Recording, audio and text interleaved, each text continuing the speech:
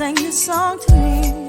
There was a message in its melody, sweetest lyrics that I ever heard. There's a message in the songs of birds. Tomorrow is another day. Living is the only way. Tomorrow's gonna ever come. Listen to the words of the song. Everything gonna be alright. Everything is gonna be.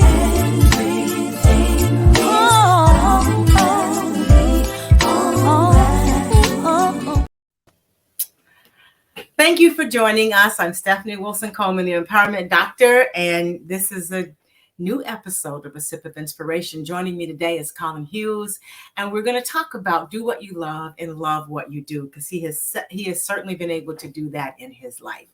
I wanted to do some housekeeping, though. My website, champagneconnection.com. Go there, and all of these podcasts are out there for you to watch at your leisure. Also, there's some merchandise there that you can buy, Sip of Inspiration merchandise that I keep saying I'm going to wear. I promise you one day I'm going to wear some. So I want you to be able to do that also. And just stroll through the book. You'll see, through the website, you'll see a copy of my new book, Self-Esteem, Your Superpower, Ways Parents Can Improve Their Children's Self-Esteem. It's been selling quite well. It is a small book. It's only 41 pages, so it's easy to read, but it's got a lot of great tips. So with that being said, I want to welcome Collin. I will tell you a little bit about him, but I'm going to let him do the rest because he's had an interesting life. So when we say do what you love and love what you do, Collin has done just that, okay? He had 3 dreams in his life, and I'm going to read so I don't get them messed up, okay? So one was to be a cowboy, and he did that. A pilot, he did that, and an actor, and he did that too. Can you imagine? 3 things that are totally unrelated. And I know some of you are sitting at home saying, I've always wanted to do something like that, but I don't know how I could do it. But he has actually done it. And that is fantastic. So I want to welcome him. I'll give him a chance to introduce himself, and then we'll get started. Hi, Collin. How are you? I am doing pretty good, Stephanie. In this new year, put 2022 behind me. Thank goodness, because that was just such a horrible, depressing year for me. But starting the new year off right, I hope. Yeah, so we're going to talk about that too, because he's also been able to I don't want to say recover from, but to sort of deal with a tragedy, a family tragedy. And a lot of us have those too. And a lot of times, if you were like me, you're just stopped in your footsteps and don't know how to do it. How does it go? Excuse me. You don't know how to move forward. But as you can see, you can move forward. And it's the lessons that you learn during those tragedies, I think, are very important. And especially if you share them with others too. But we're going to start off talking about the cowboy first. You know? Okay. So there's a song that just went through my head. I don't remember the name of it. I think Willie Nelson's song. It's a Save a Horse, Ride a Cowboy. Oh, okay. Save a Horse, Ride a Cowboy. Yeah, I went a little. I was thinking of the one, My Heroes Have Always Been Cowboys. Oh, cool. Yeah, Willie Nelson sang that one. I love him too. He has some great songs. So how did you start? And first off, what made you think of these 3 things that are just as unalike as one could get? Well, I just remember as a child that I loved horses. I grew up on a farm in Southwest Iowa and had a couple of horses, that I worked with. And as a small child, I just remember that I wanted to be a cowboy. I just thought it was so cool. And then, I had the opportunity to go up in a small aircraft with somebody. Boy, I want to be a pilot. And the actor came out in me when I think it was like 3rd grade during, and I'm really going to show my age here. That's okay. during classmate's birthday party. It was a very, very small town school. There was like 12 people in my class. And one of the classmates' birthday, his mother brought in this thing that was brand new technology called a video camera. And so she wanted to get a picture of the whole class, and everybody's standing there just solid, like they're taking a regular snapshot. And I'm up there not talking, just blah, blah, blah, blah, blah, blah. They're saying, "What are you doing?" "I'm acting." So, and with being a cowboy, I started riding in, junior and high school rodeos and riding bulls at the age of 15. Oh my God. And found out that I loved it. And I wanted to be professional at it. And it was just something I really went after. And some of the guys that around the high school rodeos that I went to and stuff said, "Oh, you'll never be able to do that." Those guys in the PRCA, which is Professional Rodeo Cowboy Association, those guys are tough. I'm like, well, so, okay. And in the PRCA, you have to earn your membership as to become what they call a card holder and giving you full professional status to go to the bigger rodeos. And you do that by starting with a permit, which allows you to enter some smaller rodeos and sometimes some of the bigger ones. You have to win so much money on a permit to earn your membership as a card holder. And I filled my permit in 1979. My first year card was in 1980. And so I became a full member. And I competed all throughout the 80s. I competed against some of the legends in the sport of rodeo. I mean, legendary cowboys. Have you ever heard of the movie 8 Seconds? Yes. Lane Frost was a friend of mine. Oh, wow. The year he died at Cheyenne Frontier Days was 1989. At Cheyenne, you ride twice. We call it the long go rounds. There's 2 go rounds. And then there's we call it the short go round on the last day, or the championship go round. The top 15 from the long go rounds qualify to go in on that last day into the short go round. Lane and I had our 2 bulls at Cheyenne the same days that year. And after our second one, we're in, Justin Boots sponsors this big trailer that went around. They call it the Justin Healer. It's a sports medicine where there's a doctor there and trainers and stuff. And we'd always use it to change our clothes in after we got done riding, because, usually we keep a pair of riding pants in our gear bag and change into those. And you can just see where, his rear end's got all the dirt from the back of a bull on it. Yeah. So we're in there changing our clothes, and the topic of age came up. And I said my age, and Lane just looks at me and says, my nickname was Goose back then. Everybody called me Gooses. Goose, he says, "Yeah, Goose, you're just an old fart, ain't you?" That's the last thing he ever said to me. He's calling me an old fart. And it was just a few days later that I was living in Texas at the time, and I didn't qualify for the short go. So I thought about, sticking around and watching it. But then I thought, if I watch it, if I'm there, I'm just going to be ticked off at myself because I'm not in it. Okay. So I went ahead and left to go home, and was at some friend's house in Kansas that knew me pretty good. And it was that late Sunday afternoon, early Sunday evening, the mother of this family came running up to me. She had this horrified look on her face. And I says, "What's wrong?" And she says, "Lane Frost just died." Oh. I said, "What?"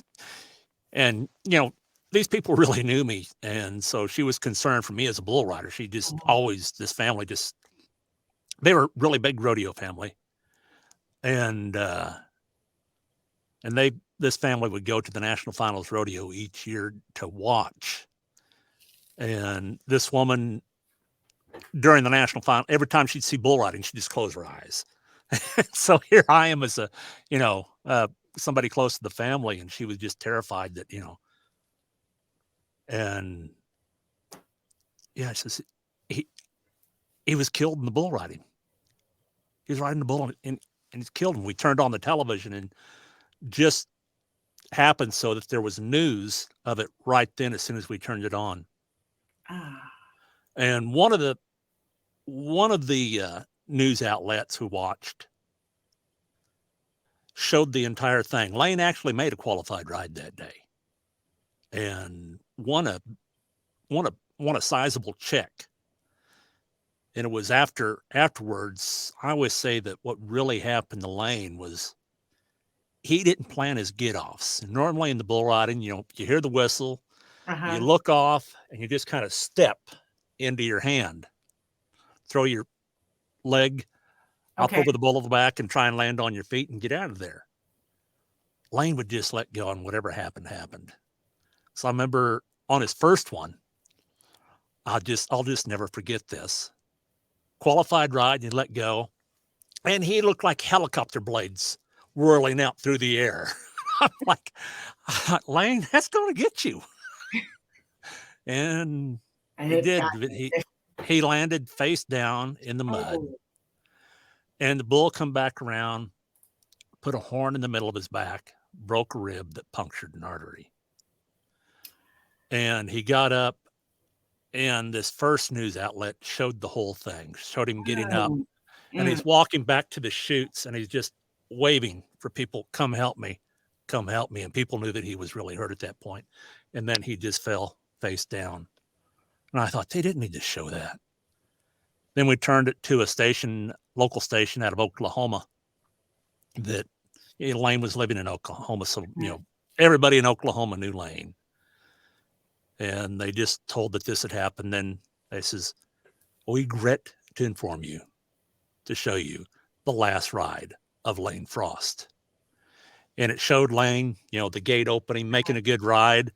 And then it just showed him where he was just picture perfect, right as the whistle sounded.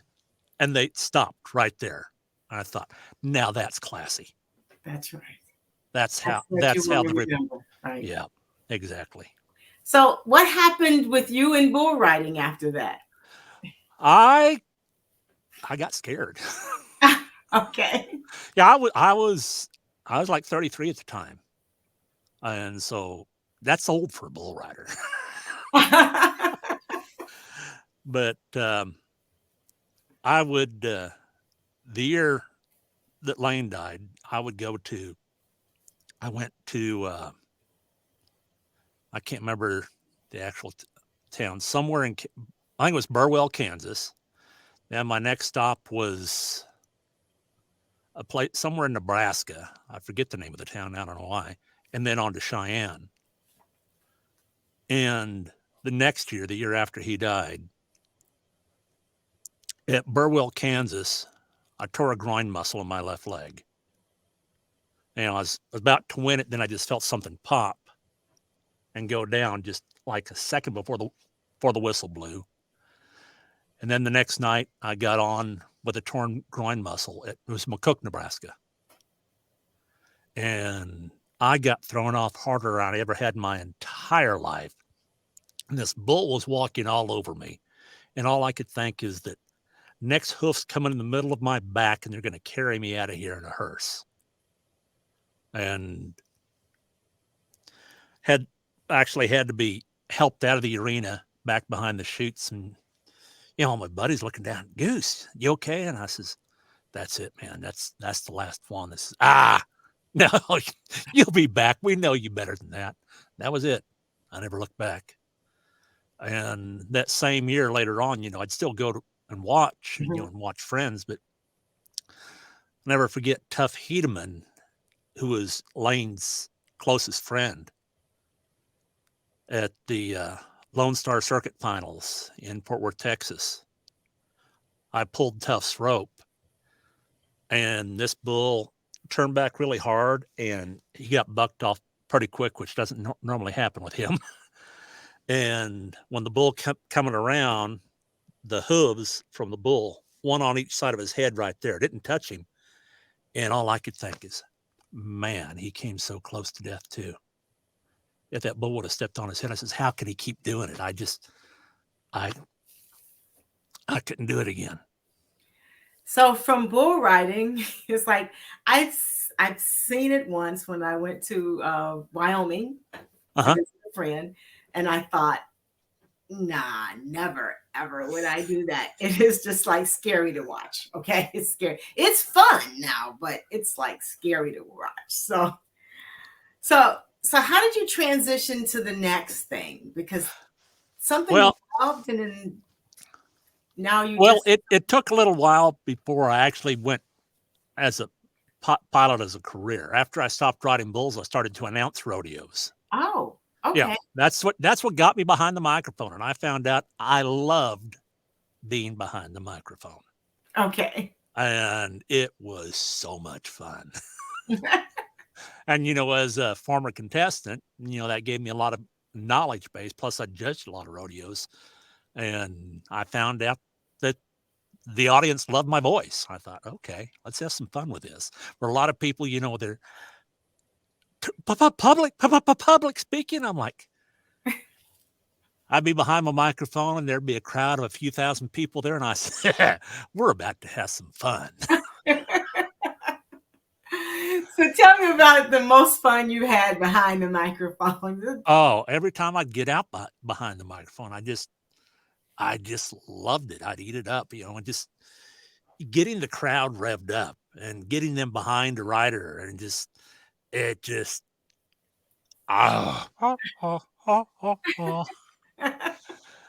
But the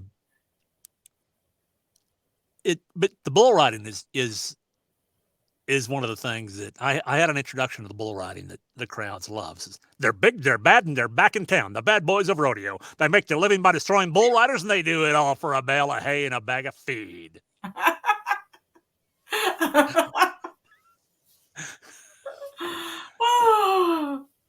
But as far as a pilot, I got my pilot's license and my private pilot certificate in 1980. Oh, okay. Because I traveled with a guy that had his own airplane, and I thought, this would be a great way to travel if I was a pilot. So I also remember as a child, I'd pretend, I was at a rodeo and riding, and I'd jump around the yard like I was riding something. And then afterwards, I'd get out and I'd hold my arms out to the side like I was flying somewhere. So that's the two dreams of cowboy and pilot right there. But I didn't do much with my flying after I got my private pilot certificate. And then after announcing for a while, I got so tired of the long drives and setting my equipment up, announcing and driving to the next one. It was just so tired. It's so exhausting, even though I loved it when I was there and doing the work. So I thought, I've got to find something else to do. And I thought, I've got my private pilot certificate. I've always wanted to fly. So I went ahead to get the rest of my ratings on my pilot certificate, which would be instrument rating, then commercial rating. And a commercial pilot, a lot of people say the airline's commercial pilot. Actually, you have to be an airline transport pilot to fly for an airline, which is a lot more hours than a commercial certificate. Commercial certificate allows you to do some other things, charter work and banners, things like that. But then it takes 1,500 hours total time to qualify for your airline transport pilot certificate. And I can't remember what year that was, something like 2005. And I was flying charter for a while. And then later on, I transitioned to the airlines, and I'm retired now from the airlines. Age 65 is mandatory retirement. And I miss my jets.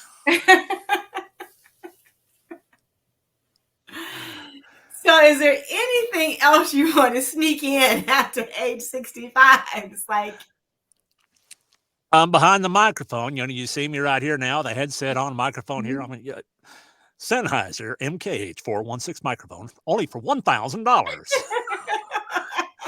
And so now I'm a voice actor. okay. And I've been main character on 4 different animated shows. And I'm working on building the commercial end right now. In January 30th, I'm meeting with the gentleman who it's called Demos That Rock, Chuck Duran. And this guy does demos for some of the biggest names in voice acting, and so this guy's demos are, he's got appropriately named Demos That Rock. So on the 30th, I'm going to start working on a brand new commercial demo that I'm not editing and doing myself, but I'm doing with his direction. And so then I'm going to really beef up the commercial end, because that's where you get some good money. And have a lot of fun. Oh, abso-smurfly. So for the people listening, you have successfully been able to explore 3 and now 4 things that you actually love to do. And there's some people who are having difficulty making the commitment to move toward one thing. So what would your advice be to them? Because everybody came here to live their dreams. Those of you who listen to me know that I believe that. You came to live the dreams, the things that sit in your heart. So what do they do? What should they do next? Find something that you truly love. I mean, truly love. And then find a way to make money at it. It's not a job anymore. You're not doing a job. You're getting paid to have fun. Just like you've got up there. That's one of my slogans right there. Do what you love and love what you do. Because if you start doing what you love, but all of a sudden you don't love doing it, then why do it? That's true. If it just becomes a job and gets you down, there's no sense to keep on doing it. But you've just got to step forward, get out of your comfort zone and go for it. I don't know how many times, when I rodeoed, that I had bulls, that would, I don't know, that one kind of scares me. Okay. And I've got one story of a ride that my rookie year in 1980 in the PRCA, I was living in Southwest Iowa, in Sidney, Iowa, not too far from my home. And it's pretty good sized PRCA rodeo. So it was like considered my hometown rodeo where everybody knew me. And so here, my rookie year, I've been waiting for, I could enter Sidney now because they didn't allow permit holders to enter Sidney in the bull riding. And I drew a national finals bull called HR. And he is this huge mammoth-sized bull that is an eliminator, they call it. An eliminator is not fun to ride. And this bull is so big, they have when they put him in the chutes, they have to leave the gate behind him. They have to leave the butt gate open and put a rope behind him. And I was scared to get on him. And so I got my rope all pulled and the wrap around my hand. And as soon as I started to slide up on my hand and nod for the gate, this bull just starts leaning back like this against that butt rope, like he's getting ready to use it to slingshot out of there. I reached down and I grabbed the tail of my rope to undo the wrap. And I looked up at Mark Baker, the chute boss. And I came this close to saying, "Bake, I don't want to do this." And he just looked at me and says, "Come on, Goose. He's not going to stand like that all day. Let's get out of there." And as soon as he said that, I just took a deep breath and I jumped up on my hand. As soon as I jumped up, it was, "Okay." 7.5 seconds. As a half a second from riding this bull that not many people got rode. Later on, just not too long ago, I was talking to a good friend of mine, Charlie Sampson. He's actually the first African American to ever win a world's championship in professional rodeo. And Charlie was telling me when he got on HR that somebody almost had to reach in and nod his head for him. He was so scared. So I said, okay, I don't feel so bad now. And then you just easily just moved from that to the microphone to. Well, the first rodeo that I announced, I was out of my comfort zone. I thought, okay, I've got to do grand entry. How do I do this and this and this? And it took several rodeos to where I got, okay, I'm in my groove now. I'm getting good. You cannot let your discomfort hold you back. If you just say, oh, then, you'll be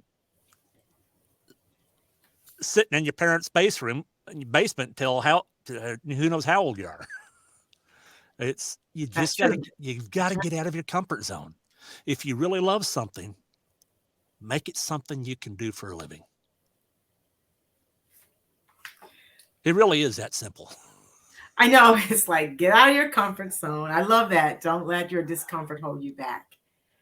Because a lot of us do. We allow our discomfort or our uneasiness even, because sometimes it's like, that just looks too hard.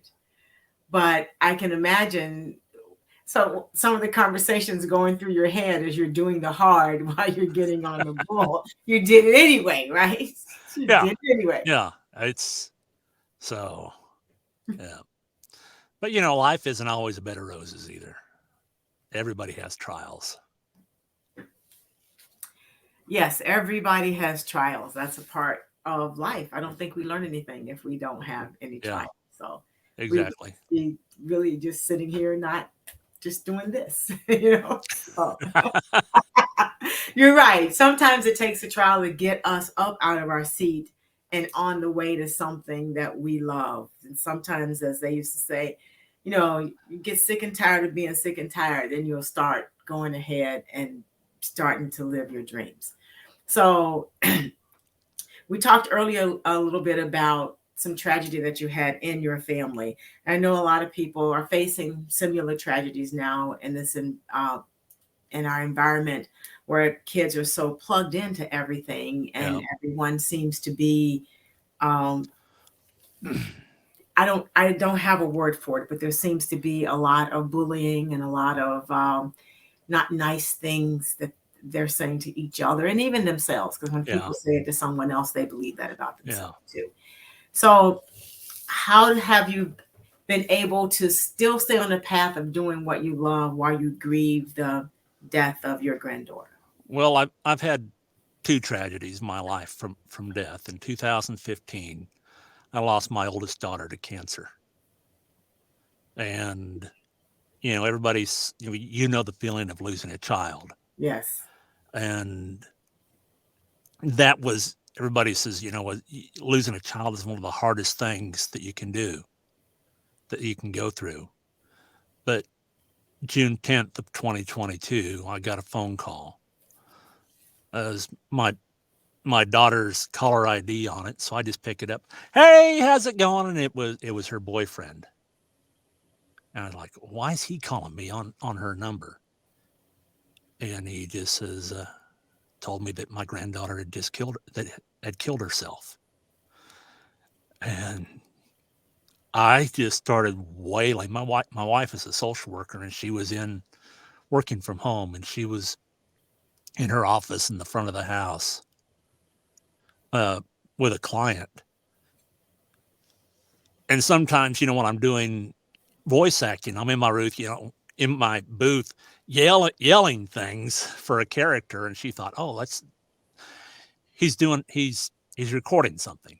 And then when it just kept going on and on and on, the wailing and yelling and crying, she came out and I said, honey, what's going on? And I told her, and it was, then we're both just, and losing her in this way was far more tragic than the death of my daughter. It's just, the the pain of that it's undescribable. I know it is. It is undescribable. It is. I still mourn the death of my son, so I don't know what it is about losing children first. So, what's your next step? Uh, well, I had a light come on at the same time I'm in this huge moment of grief about something that I felt that I needed to do throughout my life. I learned that I was good behind a microphone. There's been several times throughout my life that I truly believe that God saved me. As a small child, we was on a picnic. It was actually, a big family event, and I by a lake. I went swimming and I got caught up in what I thought was a whirlpool, just going round and round, and I kicked and couldn't get out. My head keeps up going up and down, out of the water into the water, and I thought, I'm not ever going to get out of this. And somebody reached in and grabbed me by the arm and pulled me out. And there's, the man there's, I don't know, I think about 30s, maybe something like that. And I went to the picnic area where my family was, and I told my parents. They didn't believe it. Mama, there's nothing like that in this lake. It's just your imagination. So I wanted to show them that it had happened. So Mhm. I went over to the picnic area from where this man walked back to and described him, and nobody knew who he was. And as a young adult, when I was going to some rodeos, I caught a ride with the stock contractor, the person that provides stock for rodeos. Mhm. Caught a ride with them to their next rodeo, and they're pulling, tractor trailer pulling livestock. And I'm just the passenger side of the cab. We stop out in the country, this country store, going to go across the road to get some snacks or something. And it's on a highway. And just as I'm getting ready, I'm right in front of the cab of this truck, and I'm just getting ready to step out to cross the road. And a friend of mine yells, "Goose, get back!" And as soon as I went back like this, it was like, 60, 70 miles an hour. Mhm. If I'd have been just a few inches more out there, I'd have been dead. And a few more things like that have happened in my life. And when I realized how I have this talent behind a microphone, I've always thought, what am I being saved for? What am I supposed to do? It's more than just announcing rodeos. And that moment in all of my grief, it just dawned on me that I need to be an advocate for suicide awareness. I need to use this gift to help people, to let them know that you're loved. And that's the thing, that a lot of people going through this, they don't feel that they're loved or feel that they're Mhm. worth something. And if it, I grew up in a household where it wasn't the best of circumstances with my family. And so I grew up with feelings of not knowing if I was loved. But now I look back, and my wife, this September will be our 17th anniversary. And until her, I never truly, really knew how to love or how to be loved. And I've learned so much about love through her and with her, that if somebody is out there right now that can hear and they feel that they are not loved or that they are worthless, I'm here to tell you that you are loved and you're not worthless. Everybody is of value. Everybody has worth and great worth. And if you don't have people in your life that reinforce that, go somewhere and find somebody. And I'm not talking about the kids hanging out on the street corner or anything like that, that, just want to go out and party or that can drag you down. Go find a church, go find a synagogue, go find a youth center where there's loving adult leaders to where you can talk to these people and whoever you can reach out to, and you will find that people do love you. I mean, love you deeply. And you'll find that you are worth something. And if you think you can't, listen to my voice now. I love you. And that's what we're here for, is to be for each other. There's just so much hatred and tension in the world right now to drag people down, but you've got to look for the positive in life. And I'll tell you, there's so much positive out there. It will amaze you if you truly look for it. Yes, there is. There are a lot of great things happening out here in this world. There are a lot of wonderful people in this world. Sometimes I think we get too busy in our lives that we forget to remind people just how important they are to us and how important they are to the world, because it takes all of us it will take all of us to change the world into a place where we can actually all thrive. Yeah. So for those of you listening, we need all of you. Okay. Every one of you we need. And just know that every moment is important. Absolutely. And with me, I call them, the name of my podcast is The Miracles of Tragedy. And both of these tragic moments in my life, the worst ones, it seems like a miracle had happened. It's my oldest daughter that I lost was from back in my earlier days when I was sowing my wild oats, so to speak. And I didn't really find out about her until I was 15. And so we had an on again, off again relationship. She was just always angry at me until 2011. She called me reaching out and said she'd been diagnosed with cancer. And so she wanted to get to know me better due to this, because she, for whatever reason. And so we drew close. And then she called me one day and she's all excited. She leaves a voicemail, says, but she'd been pronounced cancer-free. Oh, oh, great.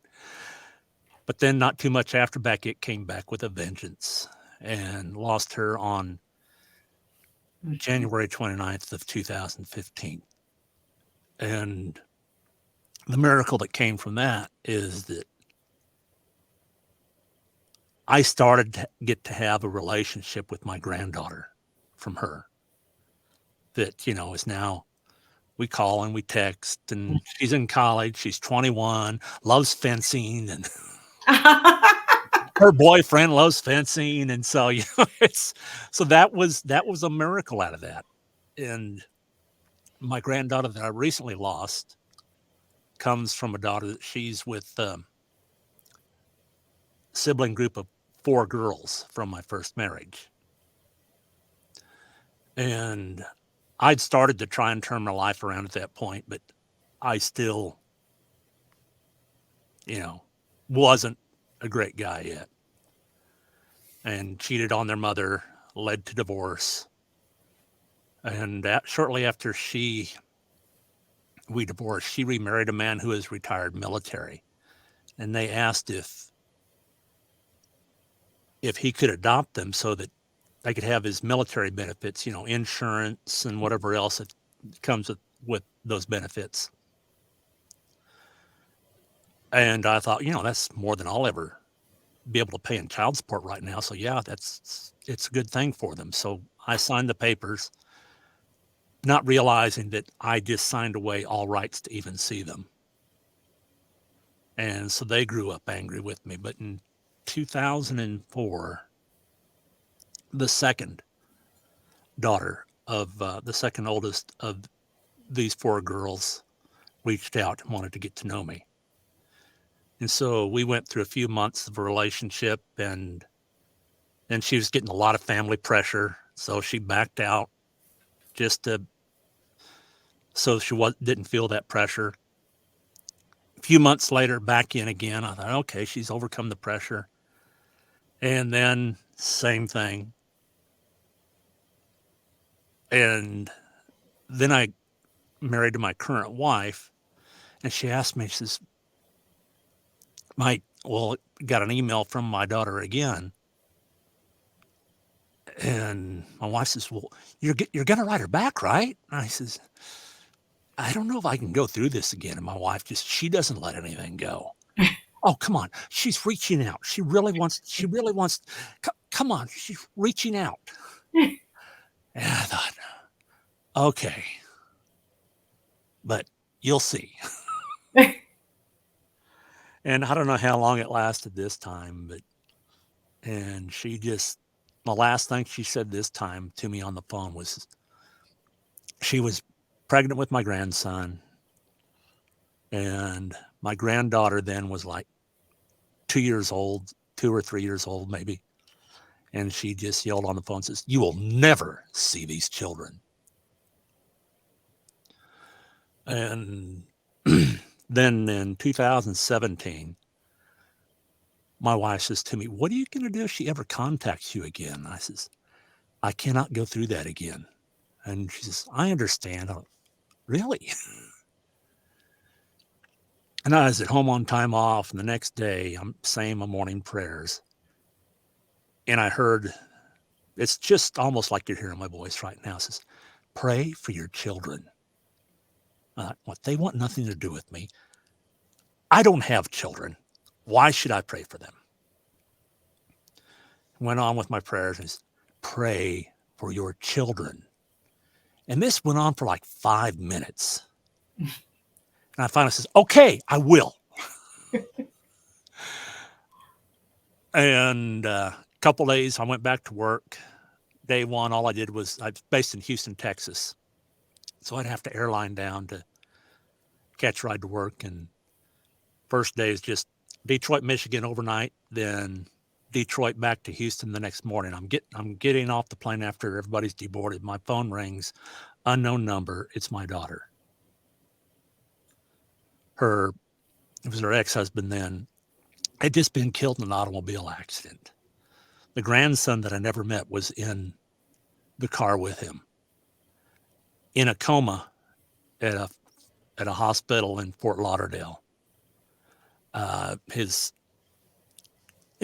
intestines were exposed due to injuries were extensive, several broken bones, huge gash up his front. Didn't know if he was going to live or not. And my daughter's siblings weren't able to come down to be with her. She was actually living up in the Northeast with my granddaughter, and her ex had the grandson down in Florida. So she had gone down to Florida to be in the hospital with him.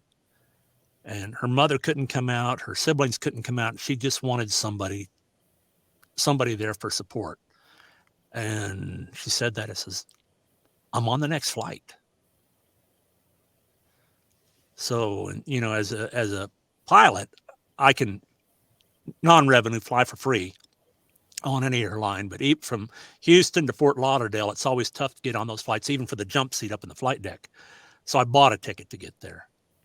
And the first time I'd ever seen my grandson was him lying there in a coma in that hospital. And he's doing fantastic now. Survived, doing wonderful. But that tragedy got me to know my grandson and get to know my granddaughter again. But the thing about my granddaughter that was so special, she was like 10, 11 at the time. Not once did this child ask me, Grandpa, where have you been? How's come we've never seen you in so long? She just accepted me and loved me. And that's what made her so special, was that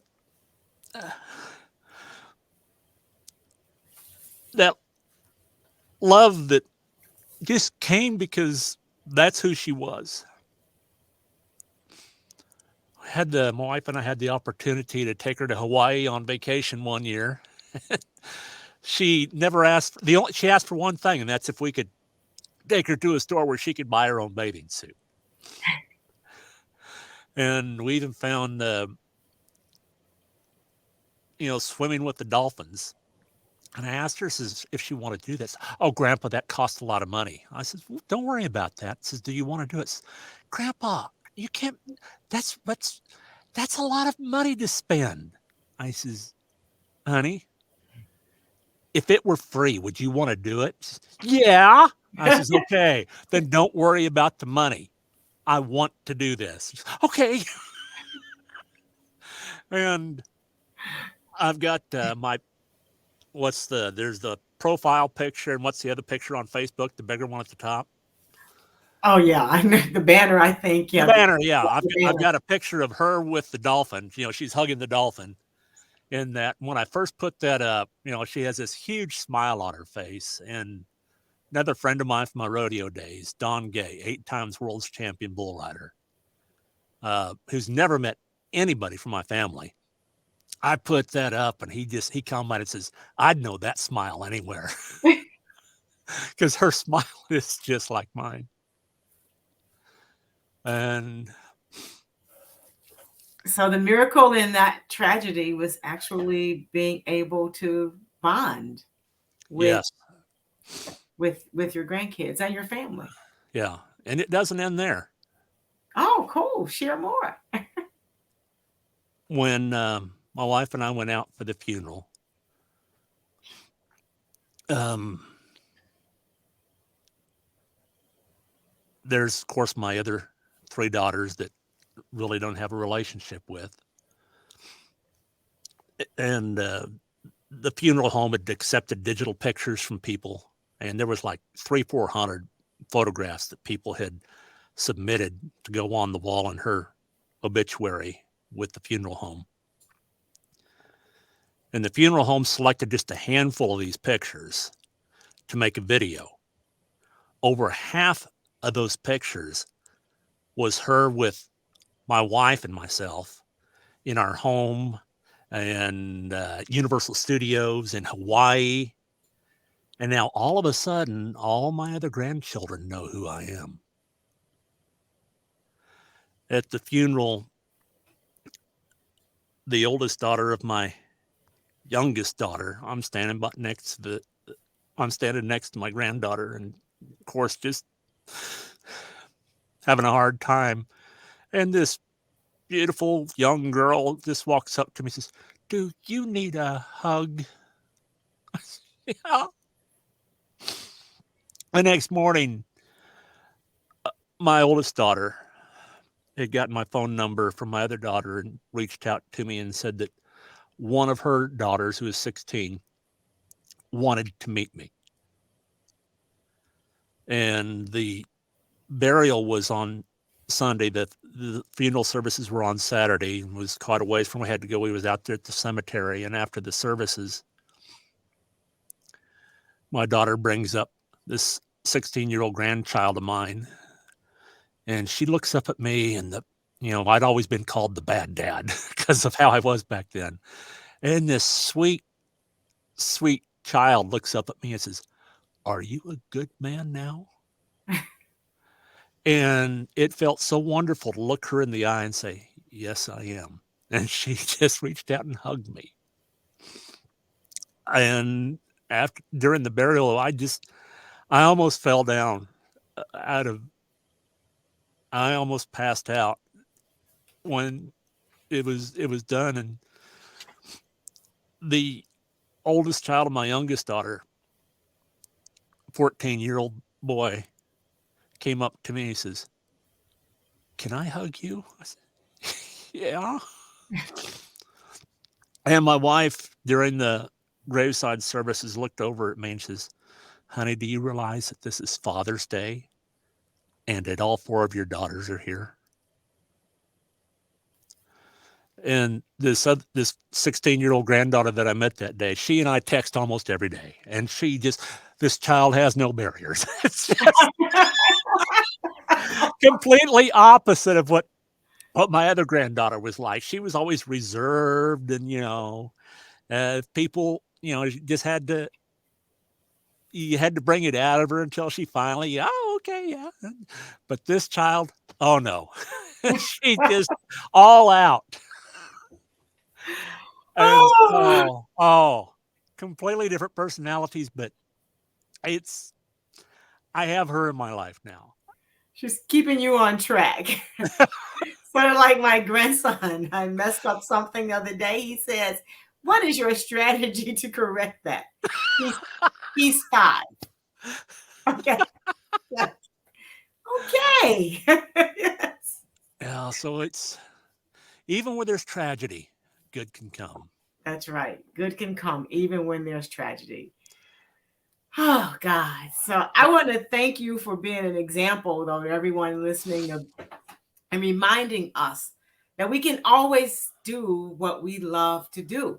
And as Collin has shared, you may want to do 2 or 3, 4 or 5 things. Do them. Don't stop at one. Just do them. Just step out on faith and step out and do the things that you know you want to do inside of yourself, because it's not as hard. So I want everyone to vow to stop allowing discomfort to actually run your lives, because we're here to do and experience lots of wonderful things. And remember, other people are watching you too, to get permission to go and live their life full out. So be a good teacher. So Yeah, I in my steps to become an advocate for suicide awareness, I started, but their mirror websites, stopsuicide.life and stopteensuicide.life. There's a little bit on my granddaughter about there, and I took a video of myself in pain that I videoed myself in my pain just minutes after I found out the news. And then there's also links to websites that people can go to if they need help, including this very important number anywhere in the United States. If you feel like you're in a crisis moment, it's so easy now. Just call 988. You can call or text 988, and there's people on standby there to talk with you, to share with you that you are worth something, that you are loved. And if I haven't mentioned it before, that number is 988. That's right. And everyone write that down. 988. You can text, you can dial from your phones, 988. And the number's even been shared throughout social media too. So take it seriously. And don't decide for yourself that you're going to be all right tomorrow and that you don't want to waste people's times. People want to hear from you. People want to help you through these tough times, and we all have them. So don't think that it's just happening to you and that you're not good enough. All of us have had tough experiences and hard times, but we promise you it's worth staying around. The miracle is worth staying around for. Absolutely. There are miracles in every situation. Absolutely. Well, with that, if we're going to say good night and close, I want to remind everyone, may this day offer you just what you need in each unfolding moment. Remember, I want you to be inspired, and to further notice, I want you to celebrate everything. And your job is to make today so awesome that yesterday gets jealous. And as I always say, life is too short to drink cheap champagne. So find that hill that is worth taking and take it. Okay? You owe it to yourself and you owe it to the rest of us. You never know who's watching you, so that they can get the confidence to do what they need to do in their life. Stephanie Wilson-Coleman, known as the Empowerment Doctor, and as always, it has been a pleasure. Thank you, Collin, for sharing the intimate moments, sharing your life with us. That's just what we need to do with each other in these times, so that we all know everyone has some good and some bad, and everyone's got some I don't know what to call it either. That's right. So I say, call it all good. Okay. Just call it all good and just live your life. Good night. And until next time, just love yourself because we love you and there's nothing you can do about that. Good night. Hi, I'm Stephanie Wilson-Coleman, the Empowerment Doctor, and I just wanted to, for the next few minutes, to give you some tips about how to actually live your dreams. I want you to start with some self-discovery. I want you to take a piece of paper and write down 3 to 5 things that you've accomplished that you can absolutely brag about. I want you to write about how it makes you feel, some of the steps that you took. But these are things that you decide that things you would brag about. Don't ask your neighbors, your best friends. It's just you and this piece of paper. Next, I want you to do is to write a list of the things that you would like to accomplish. And as you do that, I want you to define what it is, how you're going to do it, and set a date when you're going to do it. And then I want you to dream. I want you to create a picture, a vision board, a collage. It can be magazines, you can use postcards, whatever you like, to create a picture of this thing that you want to accomplish, of the goal you want to achieve. After you've done that, then I need you to set the team up. Who do you need to reach out to help you? When do you need to get started? Are there any skills that you need to learn? And if there are, when are you going to start the process? I want you to give these steps a try this week and let me know how you did, because I'm sure you're going to have an amazing discovery. Again, I'm Stephanie Wilson-Coleman, the Empowerment Doctor, and as always, I say, dream big.